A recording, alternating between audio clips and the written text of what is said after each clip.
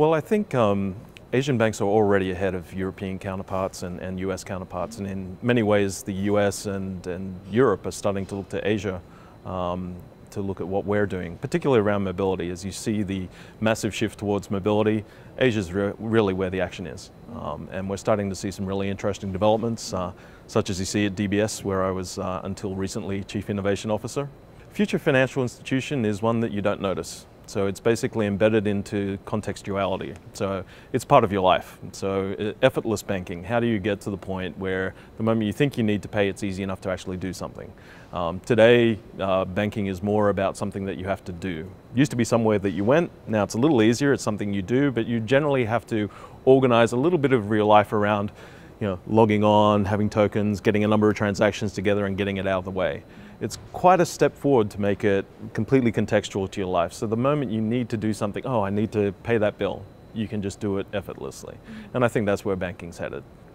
Well, I think the nature of banking's changing, and it's changing quite dramatically. You're seeing a real shift to customer centricity, which is long overdue. It used to be a push-pull model of banking. I push out advertising, you respond, you give me a whole lot of information back, and maybe I'll tell you if we do business with you. Now the nature of interaction is really changing, and a lot of mobility and a lot of the internet has changed that. So you've got a lot of reciprocity. So how can you incrementally learn about each other, and how can you make the transaction process easy? So you're seeing that dramatic shift happening, and a lot of banks are really being forced to digitize. One of the key stats that I showed yesterday was if you look at the number of customers served versus the number of employees, financial institutions generally are only about a third as effective as many of the big IT companies. We've hidden behind, as an institution or as a financial institutions, we hide behind the fact that we believe our business is complex. In reality, it's no more complex than many other businesses. And I think what we need to do is remove that complexity from the customer, take care of that complexity, and make it very easy for people to do business with us. I've almost crashed planes many times.